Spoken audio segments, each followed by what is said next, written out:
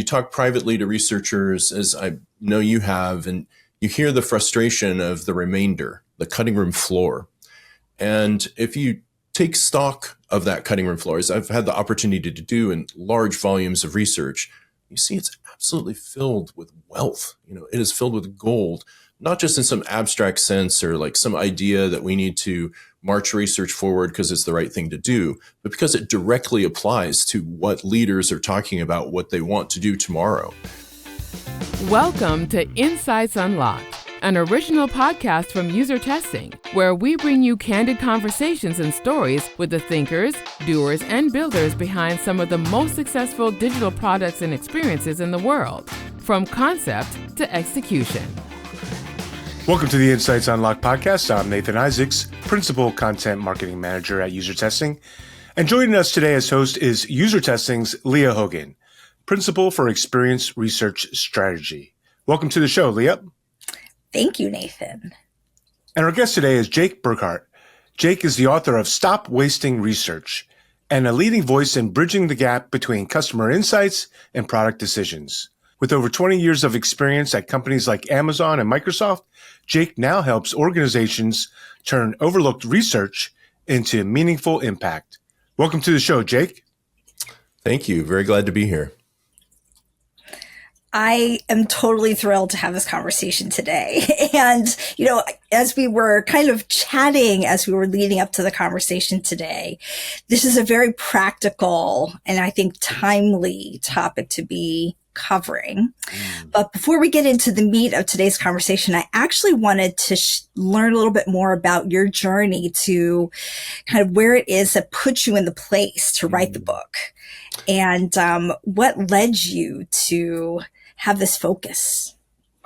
Well, again, thank you so much for having me. And, I got started in .com as a UX researcher, and I've held a variety of roles over time. Always been a bit of a generalist in design, into road mapping and product management, and increasingly an operational focus over time. And I did a lot of consulting, but I got tired of throwing things over the wall. I was really interested in how can we have more impact with research. So I wanted to go in-house, spent some time at a lab at Microsoft doing new productivity interactions that looked pretty familiar in today's AI world, but were pretty experimental at that time. And spent a good amount of time at Amazon running insight initiatives in the retail and Alexa organizations. But when I think back to sort of a couple of pivotal moments that kind of got me to where I'm, wrote this new book, Stop Wasting Research from Rosenfeld Media. When I interviewed for a principal UX researcher role at Amazon, I met with a hiring manager and just said, hey, I think that you have the research that you need. I imagine I just want to help you get more done with it. And it was a hunch I had, and it kind of set me off in a direction. It's one of those moments you don't realize, but it kind of put me on a career tangent that I'm still on. And I'd say another key moment was, a COVID detour, doing some writing in the research repository space, sort of the sea change that was happening about what can we do with more research knowledge to make it more actionable and useful, and connecting in with the research ops community and just learning so much of what's going on. And, folks were kind of really tool focused in all of it, and information structure focused is certainly central ingredients. And I found I had something a little bit different to say around what are the operations and change management aspects of this that make those tooling investments to get more done with research successful, and not just another thing that researchers try and then say, we didn't see the impact that we were hoping from that. So that's what drove me to write Stop Wasting Research. Oh, I have to say, so many things that you just said, resonated in my soul because I feel like a lot of us as researchers and research operations folks really are faced with this challenge of making sure that the culture piece evolves alongside what it is that we're doing from a tooling and training and governance perspective. And so I actually think that leads really well into our next question here, which is around more isn't always better. So, we do, as researchers, we do a lot. what are some of those shifts that you think are really important to helping people, that change management piece that research teams really need to accomplish so that they can be successful in this, I would say, quickly accelerating space? Yeah, I mean, I think people have done so much to optimize their study processes, and if we look at the books on how to conduct research, how to run the great workshop, great presentation, this is the things that influencers are constantly talking about.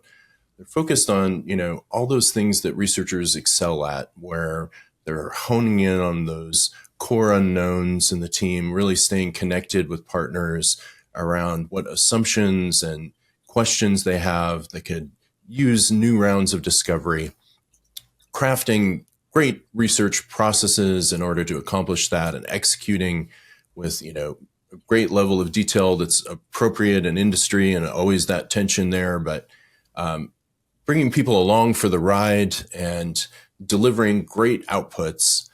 And, some of those outputs immediately have impact. Researchers' careers are advancing, products are, greatly improved, customers see better outcomes. You don't write a book called Stop Wasting Research unless you've seen research have amazing impacts across the whole product development and delivery spectrum. But, I think what's the missing part in the change management piece that you're alluding to is what are the changes that we're looking for?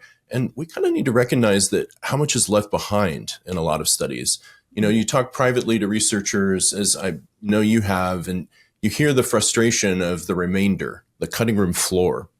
And if you take stock of that cutting room floor, as I've had the opportunity to do in large volumes of research, you see it's absolutely filled with wealth. It is filled with gold, not just in some abstract sense or like some idea that we need to march research forward because it's the right thing to do, but because it directly applies to what leaders are talking about, what they want to do tomorrow.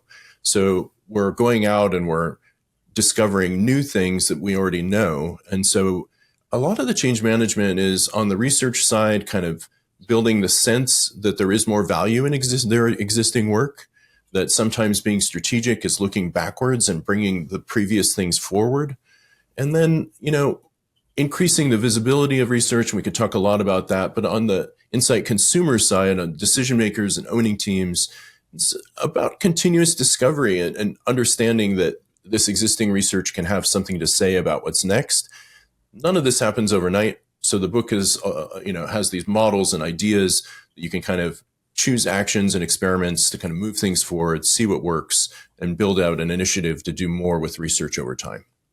Yeah, I really appreciated the workshops that you recommend, because I think people often want a cookbook that just says, do this, do this, and then the output will be that. Mm-hmm. And truthfully, it is often the case that you actually need to do something that's a lot more nuanced, that takes into account what's happening now, because it's only when you find those specific gaps that you can prescribe that next step. And so that's another piece of, I think, the book that I really appreciated, which is just, you may have seen these specific gaps, and then here's some recommendations around how to address those gaps. And I think that's the piece that people are really missing, like having some tangible ideas for how to get there. So anyway, I feel like I'm giving you like an ad for the book, but I mean, again, because I feel like this is just coming a lot for me. It's like a really important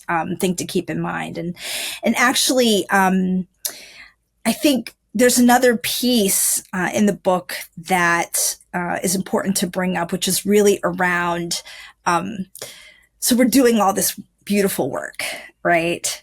Maybe a third of it gets seen, maybe less, right? And I think sometimes we're so focused on actually doing the work that we're not even paying attention to the outcomes that it's driving as much as we should have. And so, kind of to that point around, what are some of the gaps that you've seen? What are some of those ways that you've seen organizations thoughtlessly waste what it is that they're doing from a research perspective? Yeah, it's a great question. And a lot of the book gets, you mentioned sort of the breadth of action ideas and things. There's this been menu of things that people can choose from based on what makes sense for their environment. But first you have to sort of recognize the problem and start to see some of the root causes. And at an individual level, researchers have this feeling of, do I have time to follow through on that study before I move on to the next one, and slowly changing perspectives about that over time to, give researchers the space or allowing them to build the space to connect with teams over time about insights. Are they finding the right audiences for insights? As decision making becomes increasingly fragmented, it can be hard to track down the right person to talk to about the right insight. Even when you were trying to stay in a narrow area, you may end up finding things can be useful by all sorts of folks. So there's an operational and visibility aspect to that. It can be unclear that old insights have value or where to find them or what to do with them. So, and I think I took it up to some root causes. And they end up being the structure of the book. If we look at the reasons why research gets wasted at a bigger picture level and kind of keep asking why, I came up with three, and there's preparation, motivation, and integration. And preparation is the idea that, we deliver in a certain way, but it's not necessarily the way that's most useful for pulling that content back into new plans. So we deliver reports that are a summary of what we've learned for a set of questions in a time, but how can we prepare things to be ready to use for future decision making, and what accessibility and tooling and information structures can help us do that? The second one, motivation, is about, research, you alluded to it in your question. Researchers themselves may even see research as sort of an optional input. They're not following through on it as much as they could. Maybe they don't bias towards that side of the process. I'm arguing that researchers can lean into that space to get more impact, though it won't be for everybody. And, decision makers and stakeholders may see research as more of an optional input rather than a long-term product driver too. So that section of the book, motivation, really gets into what are some of the things that we can kind of increase the desire and the visibility of research as a valuable tool for ongoing planning, not just a momentary spark that comes into teams. And then integration is, you could have prepared your research for use.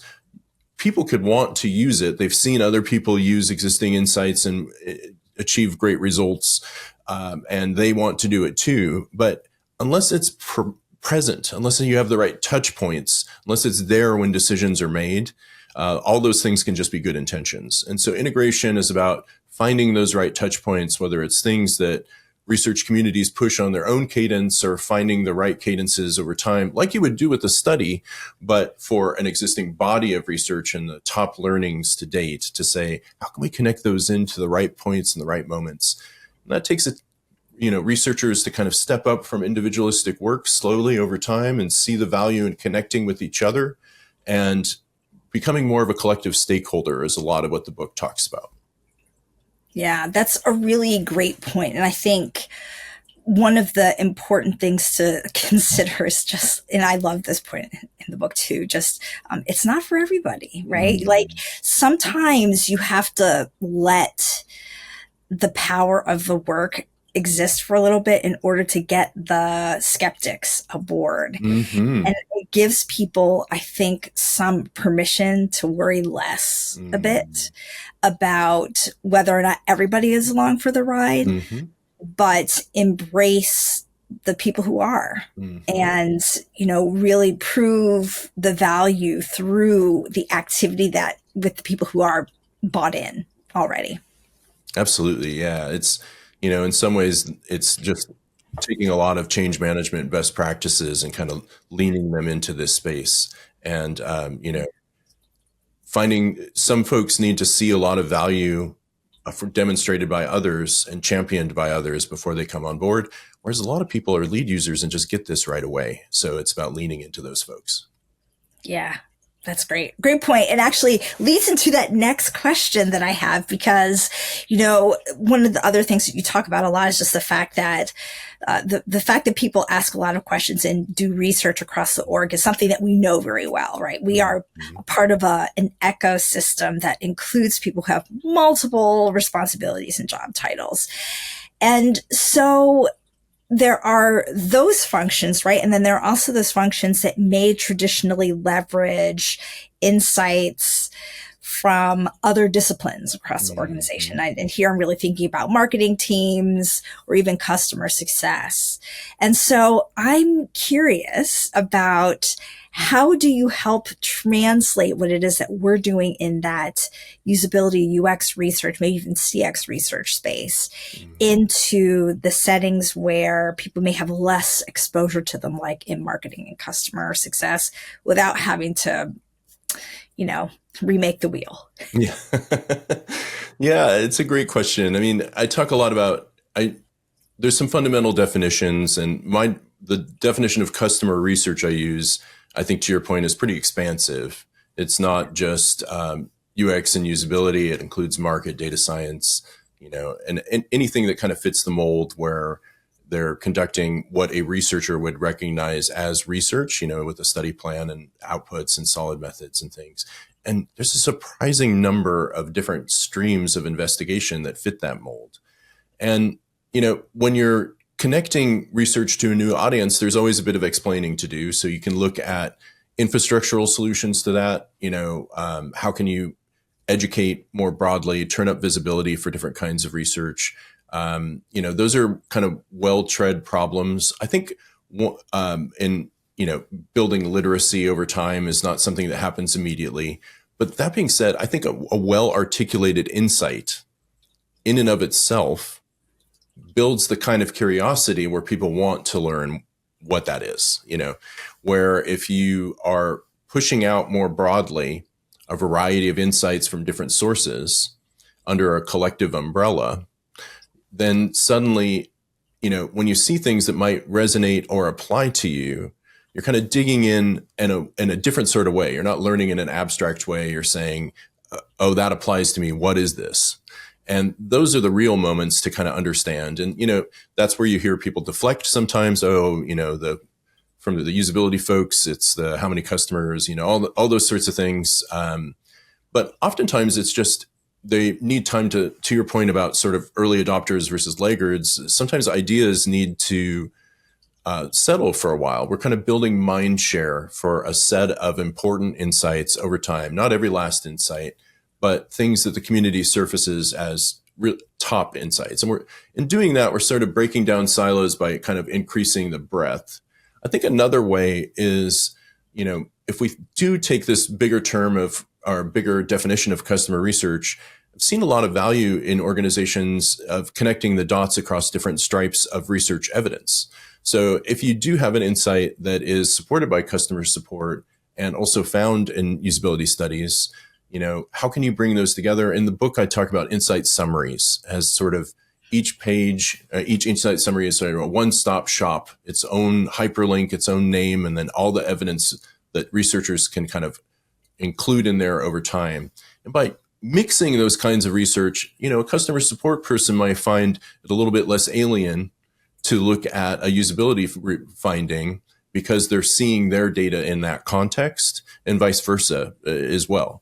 And you're making a more persuasive case for the insight over time by combining. Everybody talks about collaboration and abstract, but it's very hard to accomplish. And you want to get more out of it than you put into it. And so what I pitch are certain information structures and kind of ways of turning up collective impact so that when an insight summary does deliver, all the folks that contributed to it can take some of the share of that win. Yeah, as you were speaking, I'm like in my head, I'm just thinking about a conversation I had last week, actually with a team that's about to democratize. And one of the challenges that they haven't yet figured out is how do we even structure what it is that we're learning from all these folks who are going to become people who do research? They aren't yet, right? We're they're just in the process of starting to think about democratizing research. And how do you connect across all these disparate sources, the evidence and the findings and the people and the everything else, and to be able to say, like, there's this real, like, I don't know, keep thinking groundswell, but there's a lot of support across the org. Like, a lot of people actually know this. We might be saying it in different ways, but like, we really know this. Now, what are we going to do about it? And what have we done about it? Yeah, by collecting things together and by giving it a persuasive title and building common language, I think a problem with democratization is it's this sort of point learning for a lot of folks, learning it for themselves or a small audience and not sharing outward, to your point. And a lot of the value of research is developing shared understanding of problems across teams, among leadership, so that things get prioritized. So there's some real tensions there.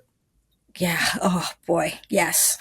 Again, it's like I feel it in my soul. And again, it leads really well to the next question, because everybody wants to throw AI at problems because it helps us, I think, sometimes bring some structure to these very unstructured problems and questions.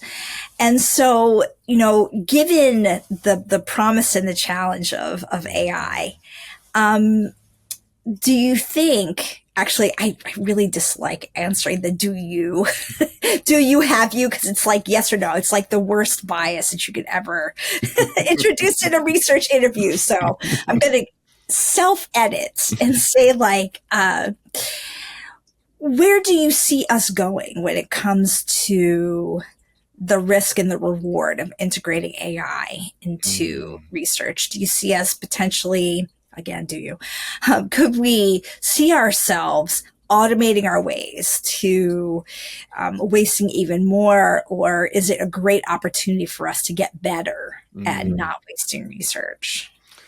Well, I'll start by saying it's such an exciting time.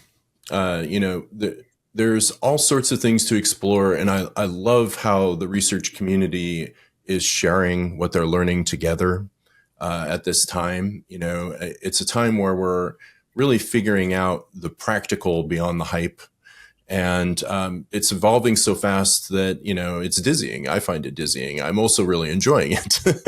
So it's this interesting mixture, and I think, when I think of your question, I think of marketing claims versus reality.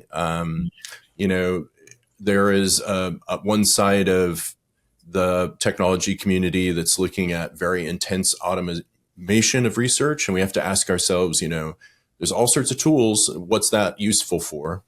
And I think to this conversation of research waste, we can imagine a lot more content being generated. And is it, even if it's low cost to generate, how are we using it? And is it valid, of course?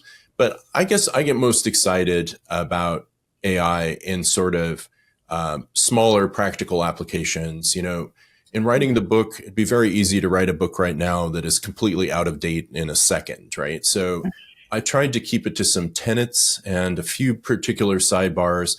That being said, all those action ideas through the whole book, AI can be applied to a lot of them in specific ways. And that's sort of what I'm exploring right now. So, there's a lot of people exploring it in the research process for particular moments in the research process. Like I said, optimizing the study, right?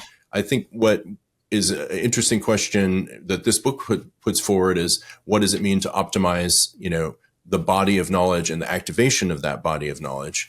And there's a tendency to think that we can kind of throw all sorts of research content into a bucket and put generative AI on top of it. And it certainly will get you somewhere. It'll always produce something. And then the question is, in different environments, how can we kind of learn from that and test it and do all those things? Is it going to build that common language? I'm finding that the answer is no. Where to the extent that it's used as a discovery mechanism applied to research, not just research evidence, it could surface insights, and human worded insights are the real currency that I'm pushing forward in this book. Of course, they may have used AI in the creation of those, but once it's a problem to solve that we're trying to get articulation for and mind share for, we're trying to move that forward. There are AI ways of doing that. I think a lot of the other scenarios that I'm looking at with AI is helping to author things like insight summaries, helping to find where research is being cited, where is it being linked to, and how can we include those citations. There's a lot of agentic things we can do in the information flow that is beyond just sort of discovering within the bucket of content. So a lot of practical applications, a lot of interesting explorations going on. I think some of it's overreach, and some of it is just terribly exciting, and it doesn't replace the parts that I'm particularly excited about now are things that researchers aren't even doing now that we could add value through new forms of automation and discovery. Well, actually, kind of as a follow-up, what are some of those things that you think researchers are not yet doing that, they might be?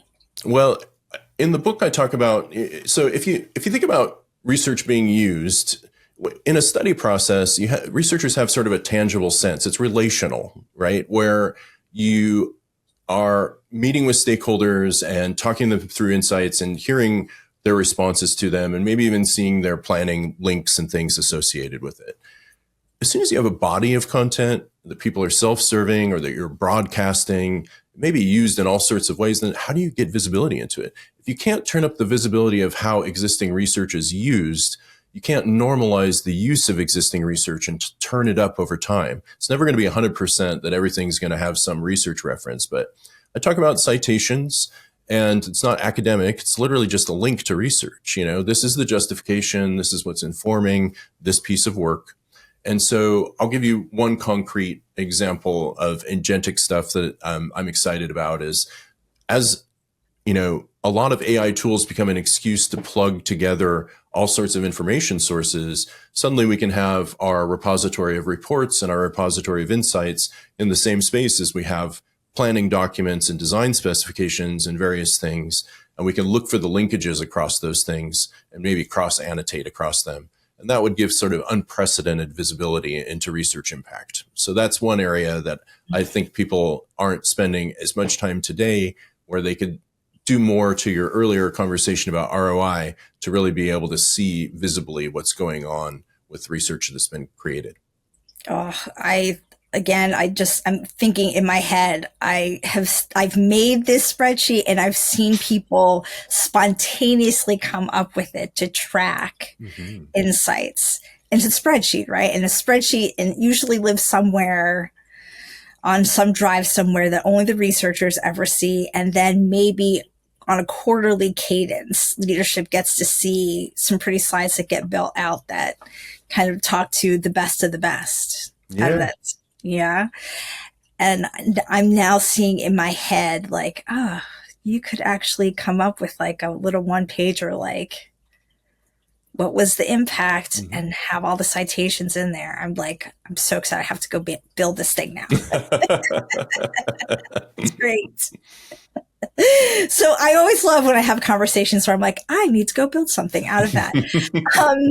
But actually, I do have another question for you, which is really around, AI also, I think, inherently also brings up the tension of potentially losing that human part. And then how do we make sure that even in this space where we can have synthetic users, right, who might be used in part to supplement or even create some of the data that we're using to make decisions? What can we do to make sure that we stay people and human and alive and recognizable in that space? Well, synthetic users, I'll address that first, then go into the rest of the question. I mean, it's another tool. And, in a time where we're creating vast amounts of synthetic data for evaluating AI, I think it seems like a natural fit to fit it forward into customer research for a lot of people, because they generated a lot of data over here. So maybe we generate a lot of data over there.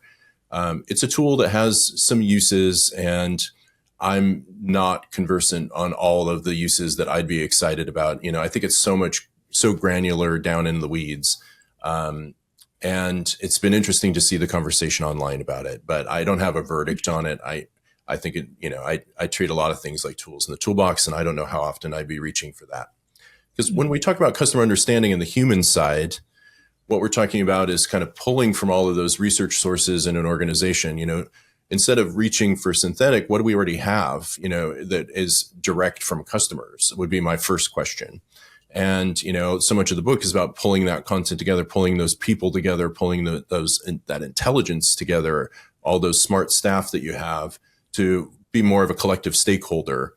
So you don't necessarily need to reach for fast data because you've synthetic data, because you've prepared real research to be easily used in research or in planning. And that's the easiest thing to reach out and grab.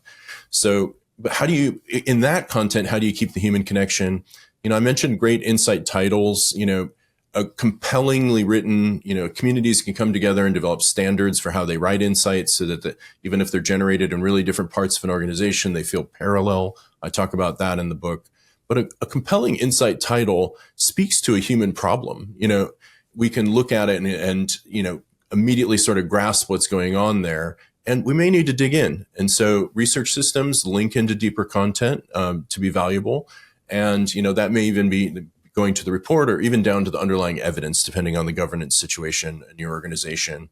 So, we can maintain human connection that way. I think another way is to say every time we're pushing existing research and sort of continuous discovery of what's known, rediscovery, I should say, the researchers themselves that created that work are present in it. You see their name, you can reach out and contact them. They can be involved in more of those conversations.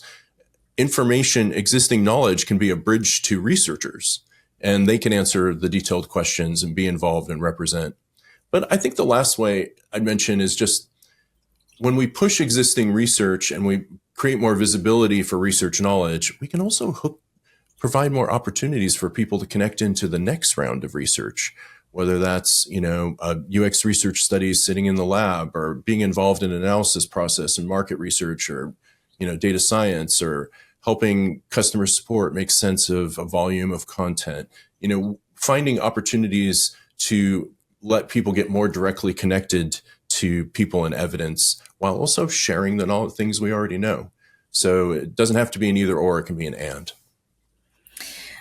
I think that's an important point to keep in mind because, really by consciously just choosing to keep people at the center, it inflects, like kind of pushes you in the direction of saying like, how do we deliver on that? Mm-hmm. Right. Yeah. That's an important point. So, a lot of the folks who are listening today, lead teams. And they lead teams that are in a lot of different spaces, marketing, UX, all those things. And if there's one thing that you could tell them that they should take away from today's conversation around reducing research waste, what would it be? And I think it's kind of like a dual reducing the waste and then also ensuring that we're using human-centered evidence to make decisions. Absolutely. Yeah. I think those root causes of preparation, motivation, and integration are kind of a takeaway to say, what could we be doing to prepare our research more, motivate more use of existing research, even if that just means celebrating the people that are doing it right and trying to build those lead users into a more common norm. And then how can we be integrating existing research better into decision making? So there's a whole bunch of ideas about that. But to pick the one thing, to your point, I think you have to get a sense for that there is this problem. Personally, you have to feel it. And so I would say take a few existing reports that were really influential, things that made a difference for you, that you think made a big difference in the organization, that help people think differently. Maybe not a narrow A/B test, but something a little bit broader. And go back and have a look at them, something that's a year old, maybe even 2 years old. And take stock of them. What changed things? We count this one as a win, but what was left behind? To get a feel for the cutting room floor, what's in that executive summary or the top insights that you can look now and say, yeah, we found that 5 more times, or no, that's definitely, I can apply judgment and say that is still definitely a problem, and get that personal sense for it. And then, think about taking a couple of those things and trying to move them forward. Go talk to those teams about those insights. Talk to the researchers, work with designers to kind of visualize solutions, whatever it might be. And by doing that process of sort of recognizing the problem more concretely and the opportunity, there's gold there. And then trying to do something with it, you can start to think about, okay, when I talk to this community of researchers, when I talk to the community of insight users about getting more value from research, what are some things some barriers, some opportunities, a little experiment, I guess, is what I would pitch. Yeah, that's a great point and a really great way to round out the conversation for today. And I just want to thank you for, joining me for this conversation, and want to also give you an opportunity to share how people can follow what it is that you're continuing to publish, your thought leadership, and how they go about getting a copy of your book. Well, thank you again for having me. I've really enjoyed the conversation. Appreciate the opportunity. And I always welcome connections on LinkedIn, Jake Burghardt. You can find me there, and I'm active sharing ideas from the book and kind of building it out over time, additional ideas. The book is called Stop Wasting Research, Maximize the Product Impact of Your Organization's Customer Insights. And it's available from Rosenfeld Media and a lot of places you could buy books online. And on my website, integratingresearch.com, you can find a link to my monthly newsletter if you wanted to keep in touch that way. I share sort of a summary of what I've been thinking about and some of the things I've published over the last month, and would love to connect with you there. So really appreciate the opportunity.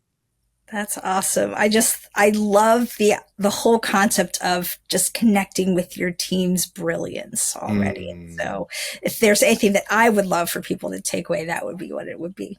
Yeah, so thanks again for the conversation. Hope to connect again soon. Thank you. All right. Thank you.